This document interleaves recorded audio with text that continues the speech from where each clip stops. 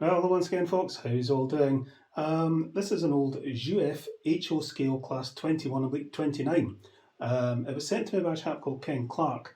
Ken is the editor of Satellite, which is the magazine of the British 187 Scale Society. He saw me repair one of these a while back. It was donated to me by Toby. I'll put a link in the description to the video.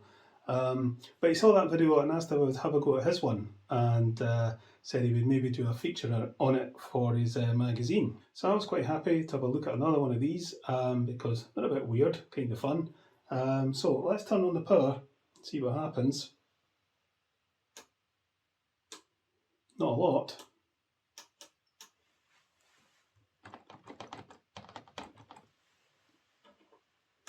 So I think we can class that as a non-runner. Okay, this could be a bit of a scary one, but let's get it to the bench and have a look. We'll get the 4F in.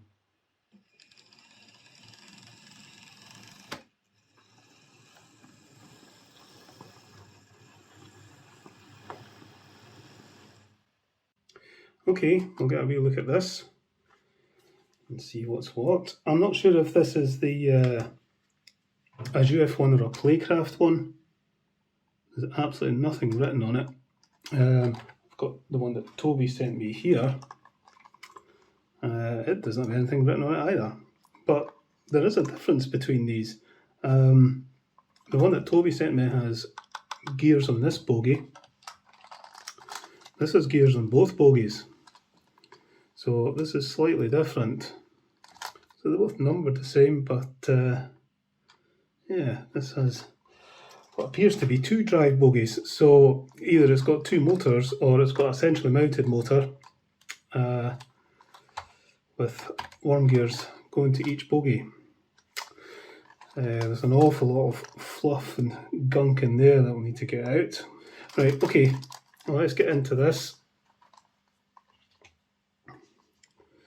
Just simple little screws at either end. Looks quite stiff. Yeah, it's quite rusted in. It's not been undone for a while.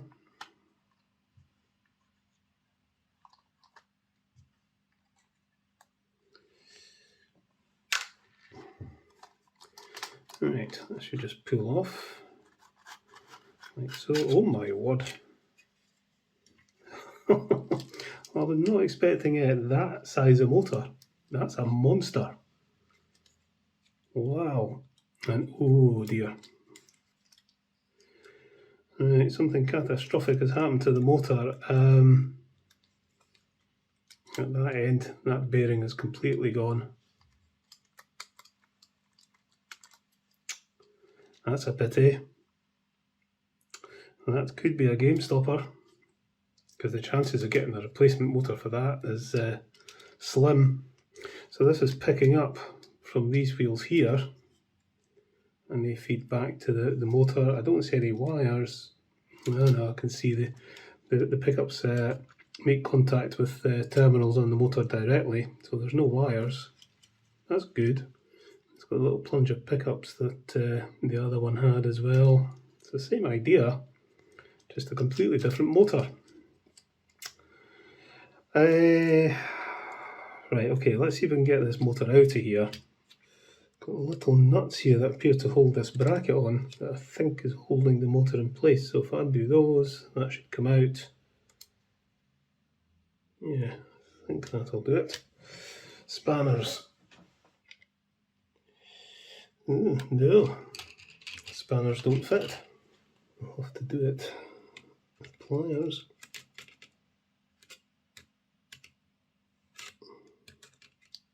So that one out. And that one. Right.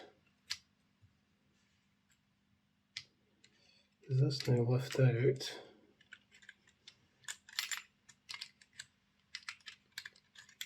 So that should now just come out. That's quite simple. But as you can see, that bearing has just had a bit of a catastrophic failure. So this plate here is just held on with these little plastic, I hesitate to call them rivets, but I suppose that's what they are. You can see it should be like that. it's popped off, and there's a loose bearing in there. See it there.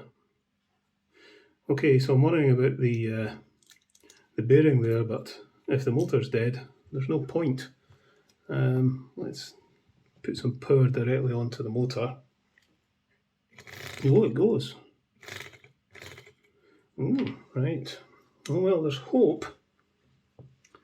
Yeah, so I think what I might do is pull this worm gear off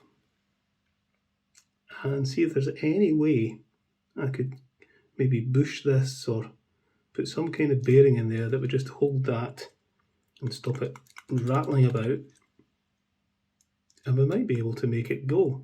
It's going to be a noisy beast, but yeah, it might be fun. See if we can actually get this to go.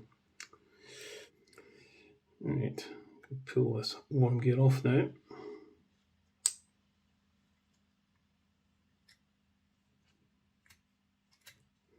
Like so. We can get that out. We can get that insert out as well. And the bearing. How can I get that to stay in there? Right, okay, I'm going to go and have a think about it, and we'll see what we can do. Okay, so I've spent some time off camera messing around, trying to come up with some kind of solution to fit some kind of bearing in here to see if we can get this motor working again.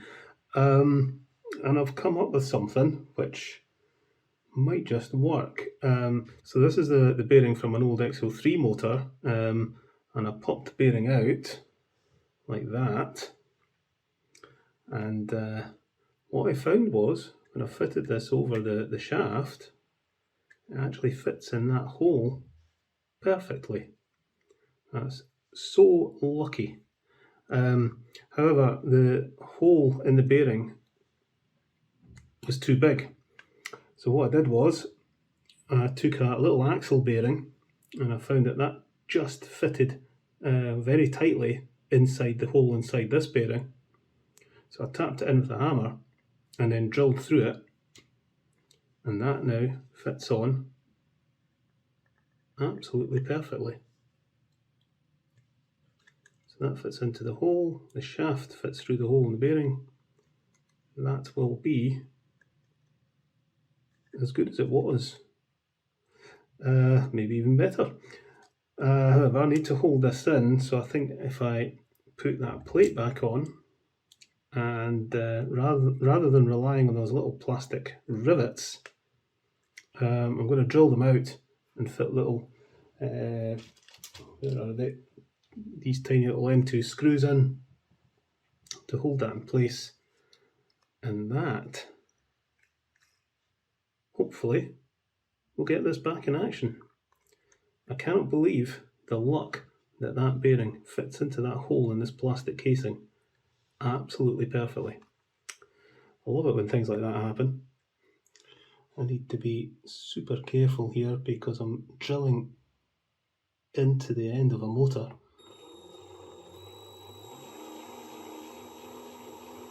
A lot of people ask me why I don't use my rotary tool for drilling like this, because the rotary tool is on or off, although it has variable speed. Even if it's at its slowest speed, it's just on or off.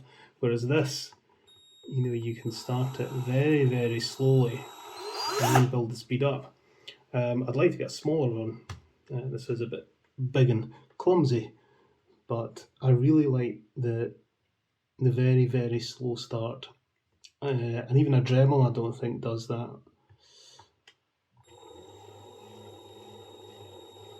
That allows me to prime the hole very slowly and very carefully.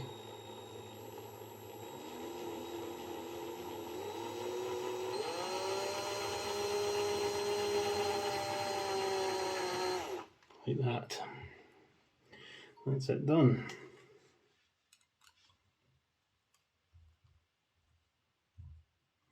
Okay, there we are. There's the plate screwed on. Well, let's run now. Let's apply some power. See how this spins.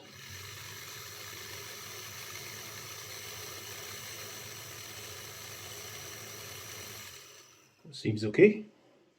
So I need to pop the worm gear back on. We'll just have to tap that on.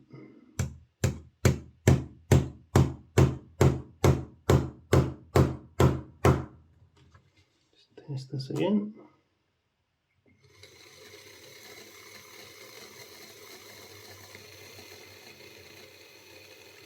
Yeah, I think we've got a result. So that goes that way around, it's going to go there, that on there.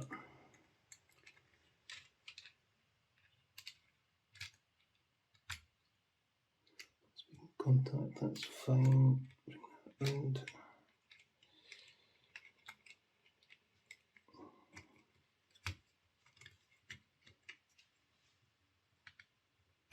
Like so. I'll put those little nuts on. I wish I had a spanner that fitted these nuts, but I think they're imperial and all my spanners are metric. So we don't appear to have anything getting to the motor from the wheels. So there are plunger pickups that touch the axles, there and there, there and there. That then goes up and does have a contact assembly up here, and then there's a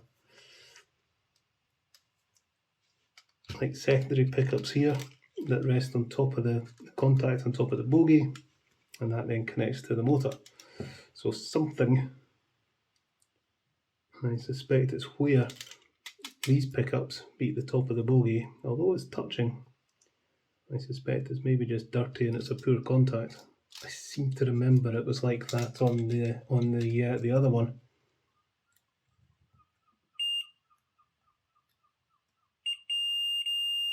So that's from one end of the plunger to the other.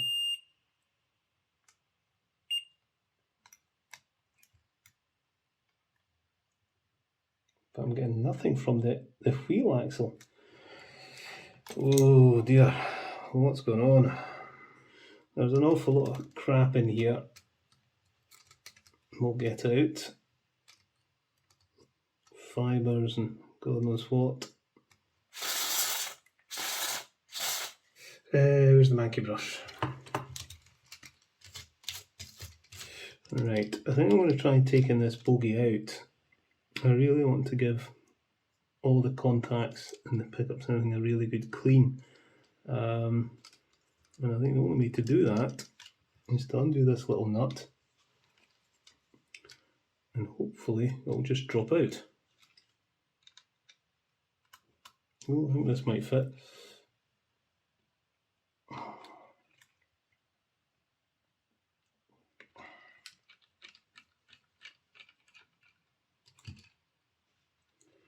Right, so that comes off. Does that just fall out? Yes, it does. So the plunger pickups come up, make contact with these, and then these here make contact with there and there. So in theory that should all work, but for some reason I don't seem to be getting a good contact between the wheel axles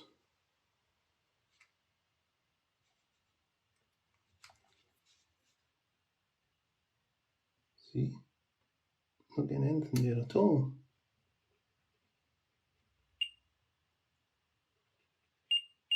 It's just really dirty, I think. It doesn't look it, but I think it does. Some of that.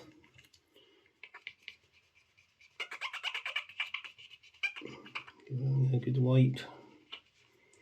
And what I think we might do is take this apart a little bit further.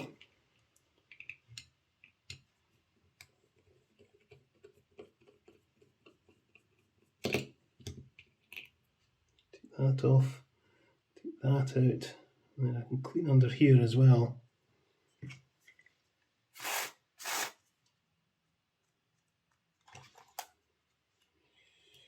With these,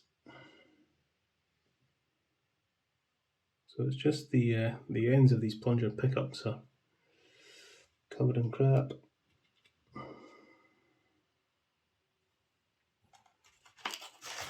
So a wee bit of sandpaper.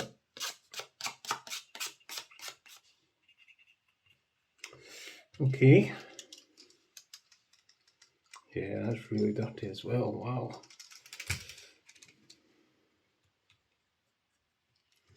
Well, we've got this bogey off. We'll see if we can clean these wheels and axles up a bit. Actually, this one's got a bit of a buckle on it.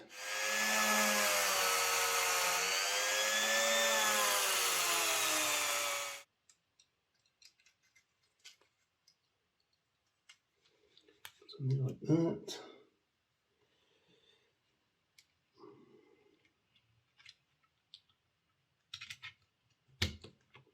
Gear on. The washer goes on there.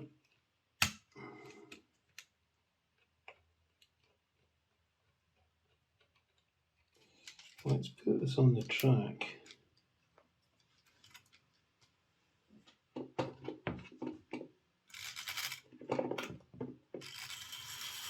We've got movement.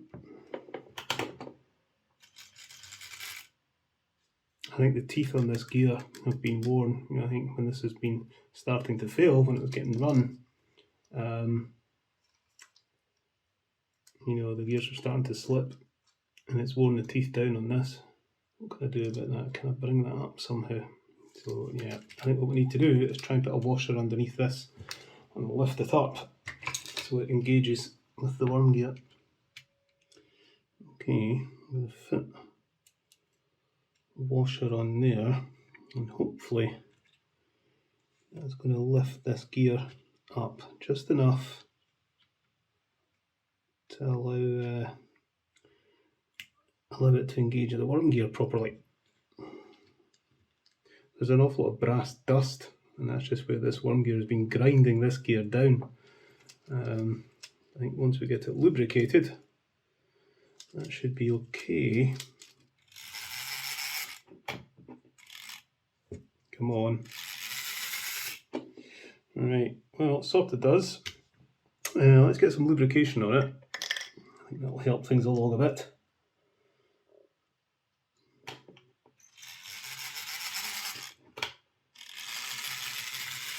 Yeah, see, that's running better.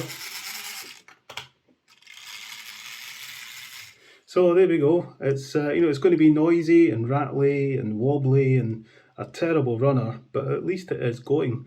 When I saw that bearing had completely gone in front of this motor, I thought, bah, this is a no-hoper. This is game over. But no, miraculously, I managed to get that fixed, and now it's running again. So that was kind of fun. Yeah. Okay, we'll get the body on. Actually, no, just before I put the body on, let's open up the other one just to show you the difference between the two in case you haven't seen the other video. Where's my screwdriver? This has only got the one screw. And there you go. So this is a wee bit more conventional, but up here it's pretty much exactly the same. And there's even contacts there. So I'm guessing this is earlier. I'm guessing this came earlier, and then they switched to this motor. So yeah, interesting. Weird, but interesting. So right, okay, we're done. We'll go and pull it out the shed and give it a spin around the layout. See what kind of noise it makes and how much it wobbles. Okay, out she comes. Right, we'll turn the volume down.